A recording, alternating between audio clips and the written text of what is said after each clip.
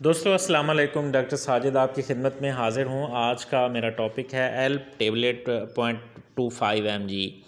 तो दोस्तों एल्प tablet Hilton pharma की टेबलेट है और ये बेंजोडाज़ेपीन कैटेगरी से इसका ताल्लुक़ है। इसके अंदर है अल्प्राज़ोलैम 0.25 mg। वैसे ये 0.25 mg, 0.5 mg और 1 mg की स्ट्रेंथ में अवेलेबल है। तो दोस्तों ये ट्रंक्विलाइज़र कैटेगरी से है। इसको नींद वाली गोली का नाम भी दिया जाता है। तो ये ऐसी जो टेबलेट्स हैं ये डॉक्टर के आप मशवरे के ऊपर ही इस्तेमाल करें और ख़ुद ऐसी जो अद्वियात हैं वो इस्तेमाल ना करें। तो आपका डॉक्टर जो है वो जैसे आपको मशवरा दे तो आप इसको इस्तेमाल कर सकते हैं। आम तौर पे जो डॉक्टर्स इसको प्रेस्क्राइब करते हैं इसकी इंडिकेशंस हैं वो short term treatment of anxiety and anxiety accompanying depression.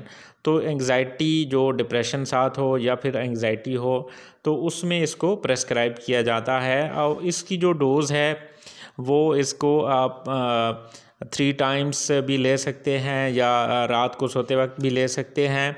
तो अल्प्राज़ोलैम जो है इसकी जो मैक्सिमम जो डोज़ है वो पर डे जो है 3 mg तक भी डॉक्टर इसको प्रेस्क्राइब करते हैं। तो इसके कुछ एडवर्स इफ़ेक्ट्स भी हो सकते हैं। ये पेशेंट्स में किसी में ज़्यादा नींद भी आ सकती है, किसी पेशेंट को सिडेशन काज कर सकती है। इसी तरह लेथार्जी है, फैटीग लाइक सिचुएशन है और डिसओरिएंटेशन है, हेडेक है, एजिटेट भी कर सकती है बाज़ पेशेंट्स को। स्लर्ड स्पीच हो गया और इसी तरह Nazia, vomiting, dry mouth, diarrhoea वगैरह। तो ये कुछ साइड इफ़ेक्ट्स भी हो सकते हैं बाज़ पेशेंट्स में इस मेडिसिन के। अदरवाइज़ ये लो डोज़ में तो सेफ़ है और अगर इसकी डोज़ ज़्यादा हो जाए तो ये रेस्पिरेटरी डिप्रेशन भी काज कर सकती है। अगर बहुत ज़्यादा ये पिल्स खा ली जाएँ तो इससे जो है डेथ भी हो सकती है।